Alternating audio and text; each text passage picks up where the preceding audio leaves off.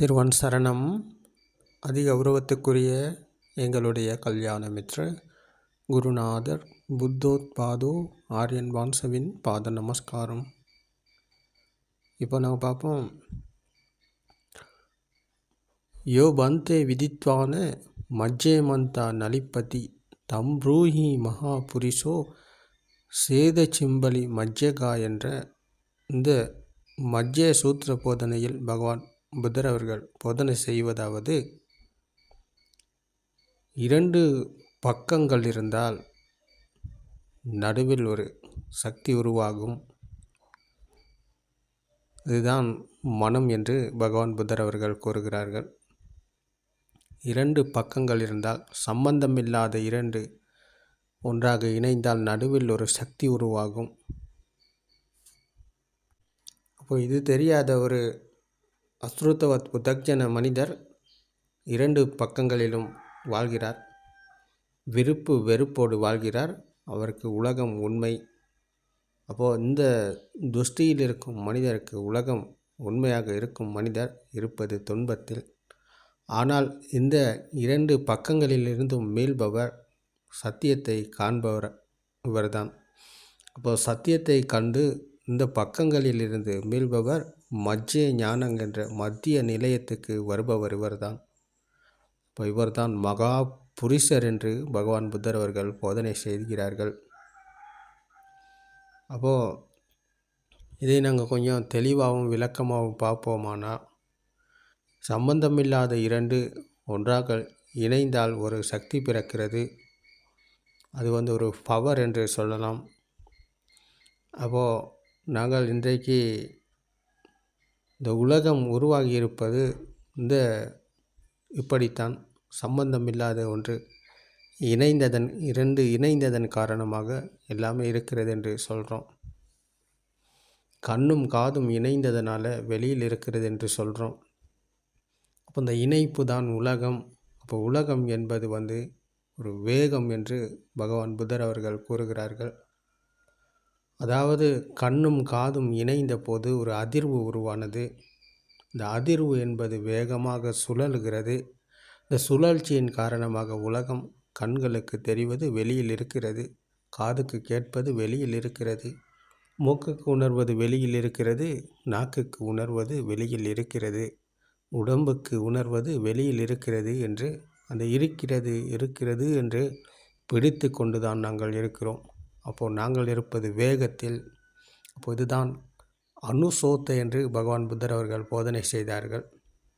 இந்த அனுசோத்தை என்ற ஆற்று நீர் பள்ளத்தை போவதைப் போல வேகமாக இது போய்கொண்டிருக்கிறது. இது சுழன்று கொண்டிருக்கிறது. இப்போ உதாரணம் ஒன்றை கூறுவதாக இருந்தால், ஒரு பந்தை கம்பியால் கட்டி அது பற்ற வைத்து நாங்கள் சுழற்றினால் ஒரு வட்ட வடிவம் அங்கே தெரியும். ஒரு வட்ட வடிவம் தெரிவது என்பது அந்த பந்தை சுழற்றுவதனால் உருவானது. அப்போ வட்ட வடிவம் அங்கே இருக்கிறதா என்று பார்த்தால் அப்படி ஒன்று கிடையாது.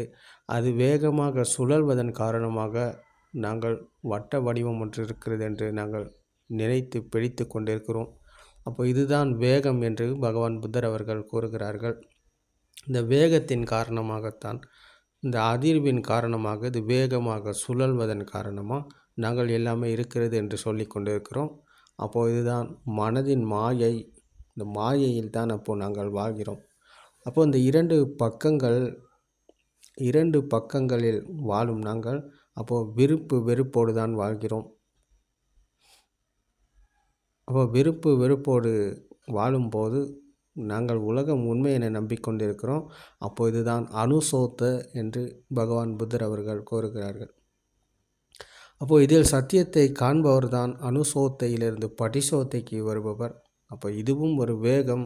அதாவது சத்தியத்தை காண்பது என்பது இது ஆற்று நீர் மேலே போவது போல, மேல் நோக்கி போவதைப் போல. அப்போது இதில் சத்தியத்தை காண்பது இது அரிது. இந்த சத்தியத்தை காண்பது ஆச்சரியம், அரிதானது, அற்புதமானது. அப்போது இந்த சத்தியத்தை காண்பது என்பது இந்த சத்திய தர்ம போதனையில் தான் இருக்கிறது. அது பகவான் புத்தர் அவர்கள் போதனை செய்த சத்திய தர்மமே. இதை தவிர சத்திய தர்மம் என்று இந்த உலகத்தில் யாருமே எங்கேயுமே போதனை செய்யலை. எல்லாருமே ஏதோ ஒரு துஷ்டியில் எல்லாமே இருக்கிறாங்க. அப்போது இந்த துஷ்டிகளில் இருந்து கொண்டு நாங்கள் என்ன போதனை செய்தாலும் அது சத்திய தர்மம் ஆகாது. சத்திய தர்மமானால் அது பகவான் புத்தர் அவர்கள் போதனை செய்ததே. அதை தவிர சத்தியம் என்று இந்த உலகத்தில் எங்கேயுமே கிடையாது. அதுதான் பகவான் புத்தர் அவர்கள் போதனை செய்த பட்டிச்ச சமுப்பாத தர்மம்.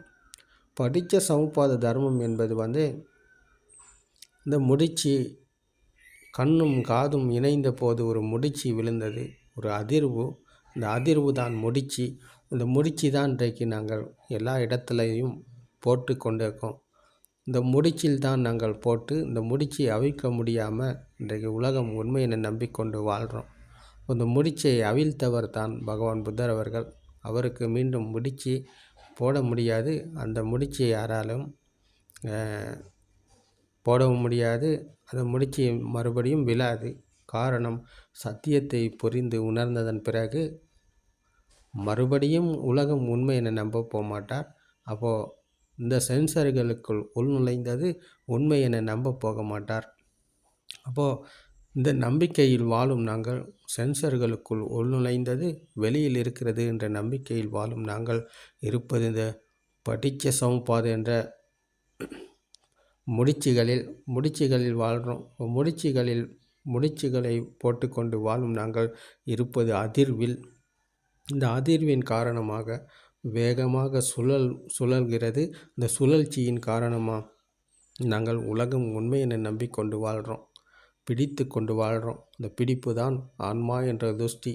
இப்போ இந்த ஆன்மா என்ற துஷ்டியில் தான் மனிதர்கள் அனைவரும் வாழ்கிறார்கள். அப்போ இந்த துஷ்டியிலிருந்து மீளத்தான் பகவான் புத்தர் அவர்கள் இந்த சத்தியத்தை போதனை செய்கிறார்கள்.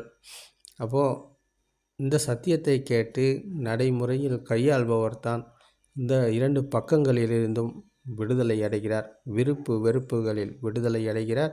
மத்திய ஞானம் என்ற மத்திய நிலையத்துக்கு வருகிறார். அப்போது இவர் தான் மகா புரிசர் என்று பகவான் புத்தர் அவர்கள் போதனை செய்கிறார்கள். அப்போது இது ஸ்ருதவத் ஆரிய ஸ்ராவகருக்குத்தான் இருக்கிறது. சத்தியத்தை கேட்பவர், சத்தியத்தை கேட்காத ஒருவருக்கு இந்த சத்தியத்தை புரிந்து கொள்ள முடியாது. முதலில் நாங்கள் சத்திய தர்ம போதனைகளை கேட்கணும், கேட்டு நடைமுறையில் கையாளணும். கையாண்டு விடயத்தை உணர்வுக்குள் நாங்கள் உணர்கிறோம். அப்போ கையாண்ட விடயத்தை உணரும் போது உணர்வுக்குள் விழித்து கொள்கிறோம்.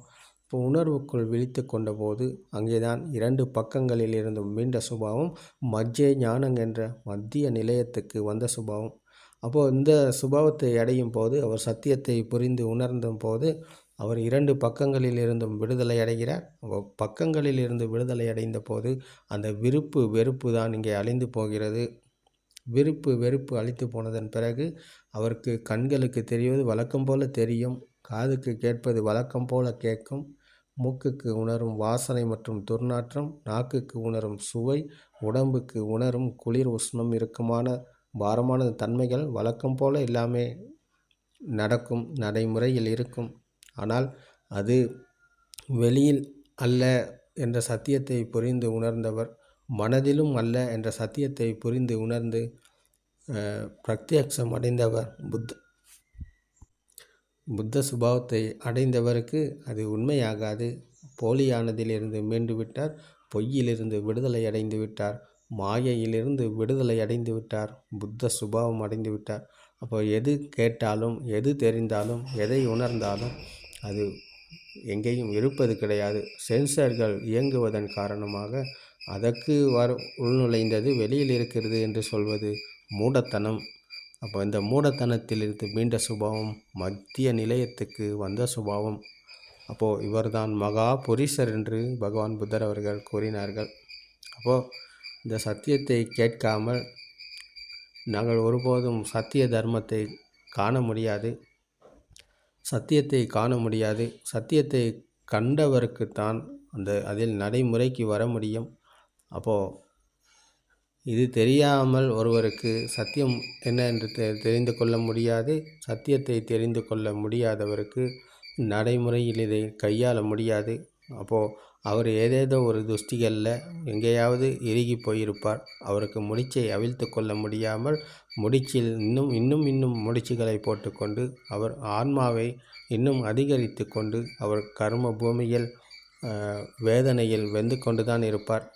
அது வேதனையில் இல்லாமல் ஏதோ மனதை ஒரு நிலைப்படுத்தி கொண்டு அந்த துஷ்டிகளில் இருந்தாலும் அது உண்மையானது கிடையாது, அது போலியானது, அது தற்காலிகமானது. தற்காலிகமான சுவையில் இருக்கும் இந்த கர்மத்தை வைத்துக்கொண்டு மனதை ஒரு நிலைப்படுத்தி கொண்டு இருப்பவர்களுக்கு இது புரியாது. அப்போ புரிவதற்கு, இதை புரிந்து கொள்வதற்கு நாங்கள் சத்தியத்தை கேட்கணும். சத்திய தர்ம போதனைகளை கேட்பதன் காரணமாக நாங்கள் மனதின் மாயிலிருந்து விடுதலை அடைய முடியும், கற்பனையிலிருந்து விடுதலை அடைய முடியும், மத்திய நிலையத்துக்கு வர முடியும் என்று பகவான் புத்தர் அவர்கள் போதனை செய்கிறார்கள். அப்போ இது தெரியாமல் ஒருபோதும் ஸ்ருதவத் ஆரிய ஸ்ராவகராக முடியாது. ஸ்ருதவத் ஆரிய ஸ்ராவகராகாமல் நாங்கள் மனதின் மாயிலிருந்து விடுதலை அடைய முடியாது, கற்பனையிலிருந்து விடுதலை அடைய முடியாது. அப்போது இந்த சத்திய தர்ம போதனைகள் உங்களுக்கும் துணையாக இருக்கும். திருவன் சரணம்.